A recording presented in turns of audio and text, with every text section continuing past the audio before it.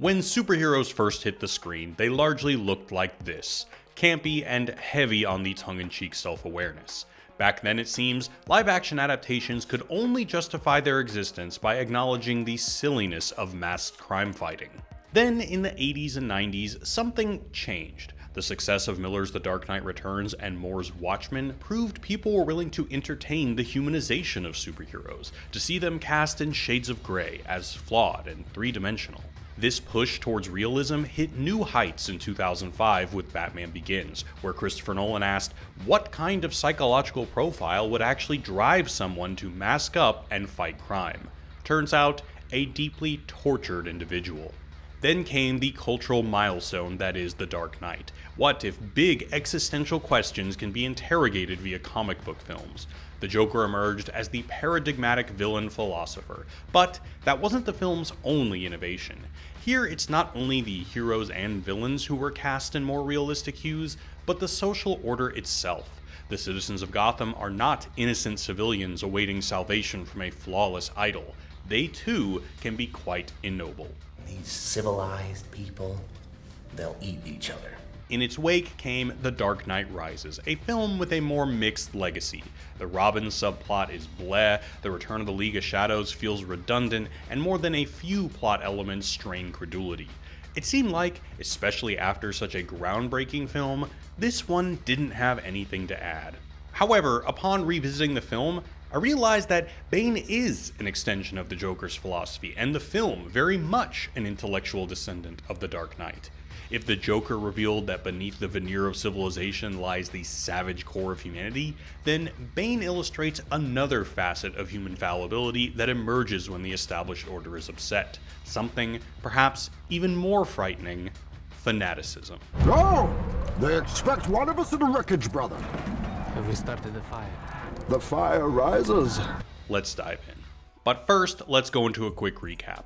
8 years have passed since the events of The Dark Knight, and Gotham is enjoying an unprecedented era of peace thanks to the Dent Act, a crime law passed in the wake of Harvey Dent's death, making Batman no longer necessary and Bruce Wayne a recluse. Wayne is brought out of retirement when a cat burglar steals his fingerprints, enabling a masked terrorist named Bane to attack the stock exchange and take control of Wayne's assets, including an experimental fusion reactor that he's been co-developing with a fellow philanthropist, Miranda Tate. Catwoman betrays Batman and leads him to a confrontation with Bane, who breaks Batman's back and throws him into an underground prison so he can watch helplessly as Gotham descends into chaos. Bane returns to Gotham and instigates a revolution, promising to return control of the city to the people and threatening to detonate the reactor-turned-bomb if the military intervenes. But it's all a ruse. The bomb is gonna go off eventually anyway. Bruce rebuilds his body, escapes the pit, and returns to Gotham. He teams up with Catwoman to stop Bane, only to discover he's working for Miranda Tate, aka Talia al Ghul, who's intent on fulfilling her father's mission to destroy Gotham. Batman seemingly sacrifices himself to save the city, but it's later revealed that Bruce Wayne survived, leaving behind the mantle of Batman and passing the torch to a new protege. The end.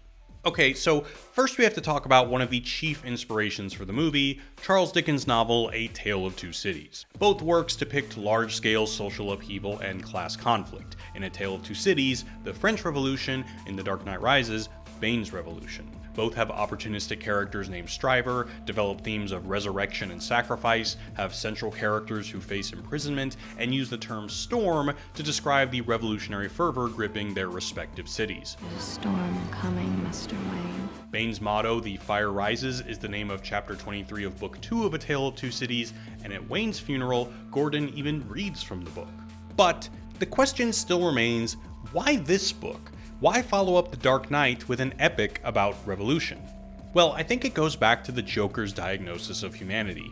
If the Joker demonstrated that morality is an illusory privilege that crumbles under pressure, then Bane shows that individual moral convictions can similarly vanish when swept up in the frenzy of a mass movement. In the book, Dickens portrays the crowd of revolutionaries as a, quote, monster much dreaded. In the scene depicting the storming of the Bastille, he describes them not as a group of morally outraged individuals, but as a rampaging sea, a frenzied mass consumed by violence and chaos. Thing is though, Bane is not a real revolutionary. He's just ginning up passions to, I guess, give the people hope before he annihilates Gotham so it stings more.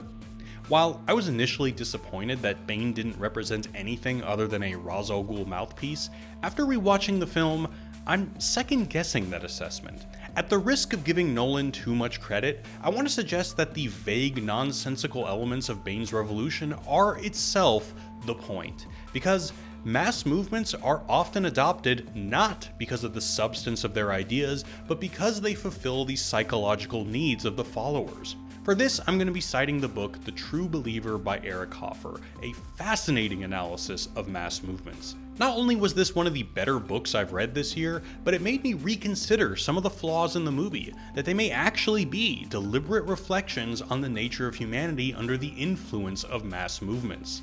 Let's break it down. So, one thing that always perplexed me was why a revolution seems plausible at this point in Gotham's history. If anything, things seem to have gotten better. The Dent Act has cleaned up the streets to the point that Batman isn't necessary anymore. When you and Dent cleaned up the streets, you cleaned them good. Pretty soon we'll be chasing down overdue library books. The same police department that was so rotten that it led to Harvey Dent's derangement in the last film seems, in this one, to have largely gotten its act together. By the end, they are the heroes of the city. Sure, there's economic inequality, and we'll get to that in a second, but since Batman Begins, organized crime and corruption have been the city's biggest issues. Why would the people turn against a status quo that's given them the safety and stability they've yearned for? Well, turns out, according to Hofer, a mass movement is actually more appealing when things have recently improved. A mass movement builds off of frustration, and frustration is likely to be highest when the misery is bearable, but the taste of better things, of an ideal state, seems within reach.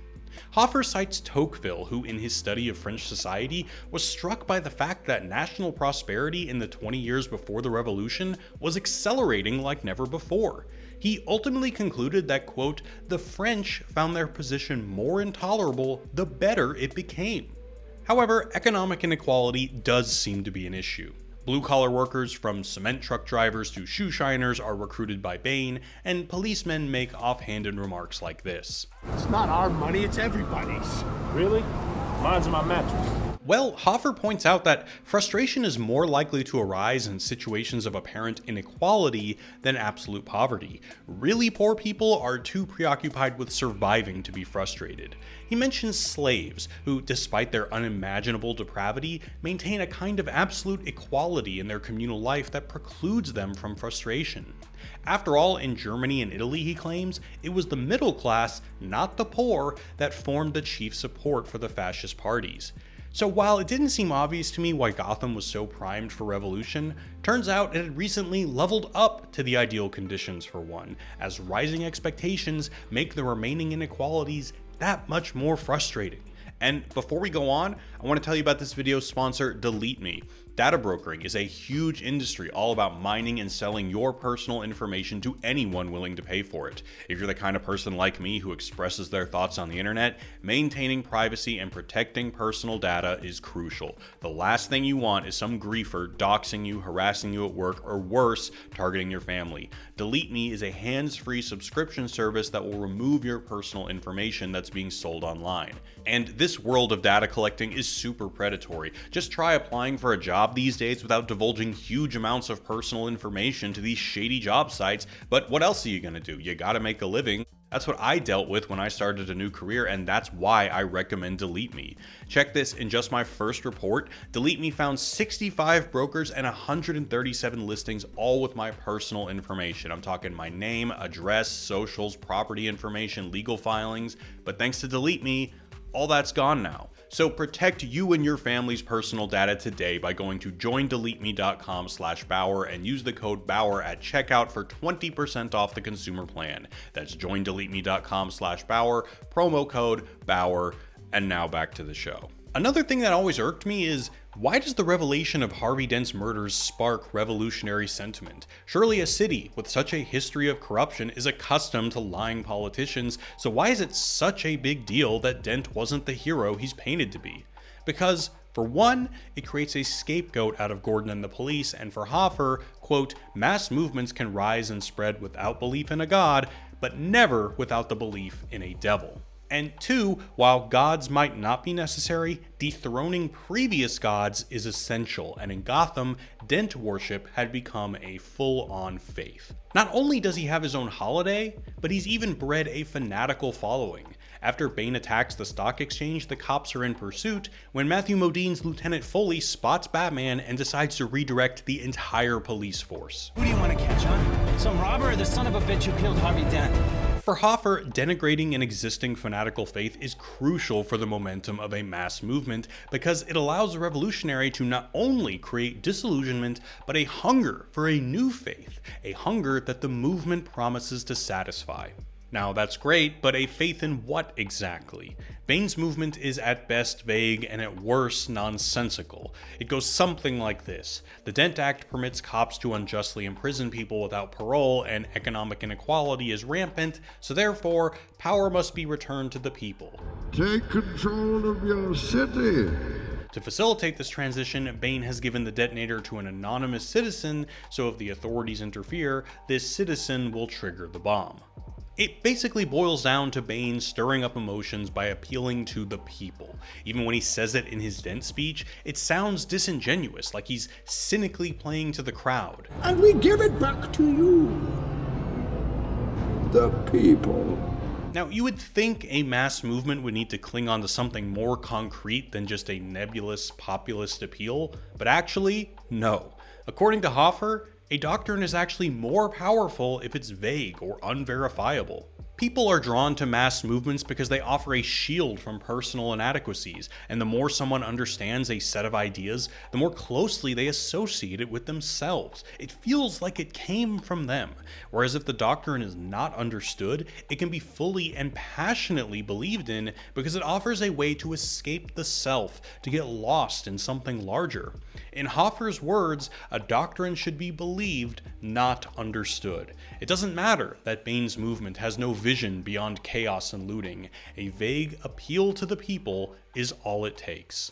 Ultimately, with both the Joker and Bane, it all comes down to freedom, simultaneously mankind's noblest aspiration and one of its heaviest burdens. For the Joker, people will abandon morality when faced with true freedom from societal constraints. Bane, similarly, brings the citizens of Gotham to a state of absolute freedom. Not only does he disarm the military with his Triggerman thing, but he traps the entire police force underground.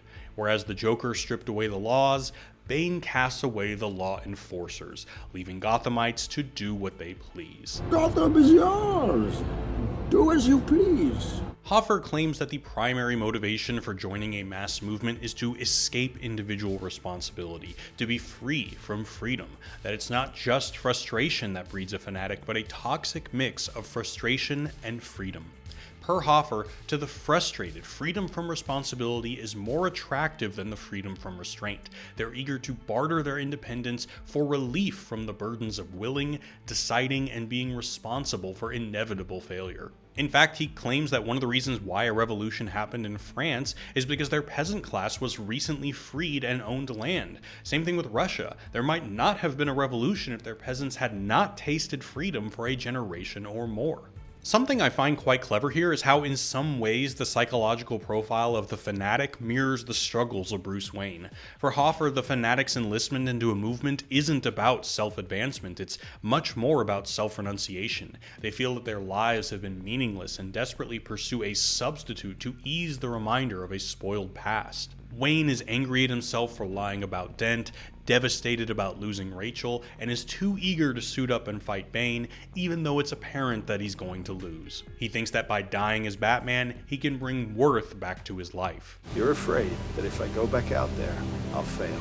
I'm afraid that you want to. But in the Lazarus Pit, a man tells him that his death wish does not make him strong. You do not fear death. You think this makes you strong. It makes you weak. On the contrary, valuing life grants strength. What a fanatic is ultimately seeking in a movement is a new life, a rebirth, and that's exactly what Wayne achieves. Not only does he resurrect himself by rebuilding his body and escaping the Lazarus Pit, but he reinvents himself by passing the baton to Blake and fulfilling Alfred's dream of a peaceful life beyond Batman. In the end, Batman triumphs over Bane's uprising, but how do you stop a mass movement? Is killing the figurehead enough to extinguish the passions of a true believer? No.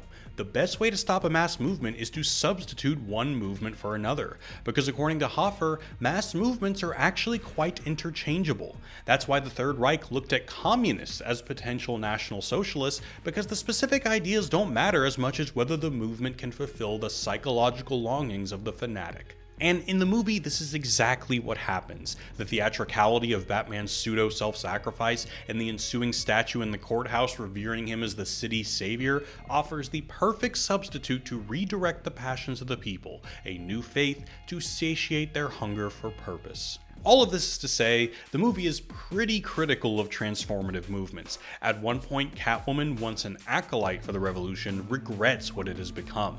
This was someone's home. Now it's everyone's home. There's a storm coming, remember? This is what you wanted. You could even draw a parallel between Nolan's take on revolution and philosopher Edmund Burke's in his seminal conservative text, Reflections on the Revolution in France. Burke warned of the chaos and destruction of mass movements, using the term swinish multitude to describe a population driven by ignorance and base instinct. He thought the best thing for the ignoble masses was labor to keep them busy, sobriety to keep them tranquil, and religion to keep them in line. It's not a far cry from Nolan's depiction of Gothamites, easily manipulated, driven by resentment, and whose desire to reorganize society descends into wanton destruction and yields no progress. The only hint of improvement is Wayne using his billions to fund the orphanage again, but no structural change. Gotham doesn't become more equal. The frustrated are just provided a new symbol, a new religion, something to inspire them. But it's a symbol. It's a symbol that can be incorruptible. And you know, in a Hollywood landscape full of performative anti-capitalist pseudo-critiques, it's actually kind of refreshing to see a different take. But the real kicker here that makes revisiting this film so interesting is that this counter-revolutionary sentiment was expressed in the wake of the Occupy Wall Street movement. Beginning in 2011, Occupy was a protest against money in politics, corporate greed, and the growing wealth gap between the richest 1% and everyone else. Despite Nolan's claims that the film was written before the Occupy movement, the association drew sharp criticisms from prominent figures in the academic left, including one particularly damning take from a key architect of the Occupy movement, David Graeber. Graeber said, if there's supposed to be a take-home message from the film, it must run something like this. Yes, the system is corrupt, but it's all we have. Charity is much better than addressing structural problems. Any attempt to address structural problems, even through non-violent civil disobedience, really is a form of violence, because that's all it could ever possibly be. Imaginative politics are inherently violent, and therefore there's nothing inappropriate if police respond by smashing protesters' heads repeatedly against the concrete. But now that the film and Occupy are over a decade behind us, how is Nolan's perspective aged? For me, it's hard not to see that Nolan's diagnosis, while depressing, has been undeniably prescient. He depicted a world where social movements are driven more by psychological needs than concrete goals, and where populations can be easily redirected from one cause to another as long as they're provided with symbolic gestures and emotional catharsis. And when you consider the world of left politics today, the calls for systemic change are dead, and I'm talking dead. The descendants of the movement have largely pivoted towards symbolic feel-good politics, all joy and vibes. Joy! Like in Gotham, the call for structural change has been supplanted entirely by political theater, a landscape more about emotional satisfaction than fighting for tangible material improvements. That vision seems like a distant memory. The Dark Knight Rises is a flawed film about a flawed protagonist doing his best to redeem a flawed population. And while it's definitely not the most enjoyable film in the trilogy, I've come upon a renewed appreciation for it, because it reflects a question that I struggle with pretty much every single day. Can we radically reorganize society using Enlightenment tools like science and logic? Or is the best option we have just to slowly reform the status quo while coalescing around powerful symbols that ease our struggles within it? Hey y'all, thanks for watching, and thanks again to Delete Me for sponsoring this video. To get your data removed from the internet, check out Delete Me via my link in the description or the QR code to get 20% off. Appreciate you all, and I'll see you next time. Peace.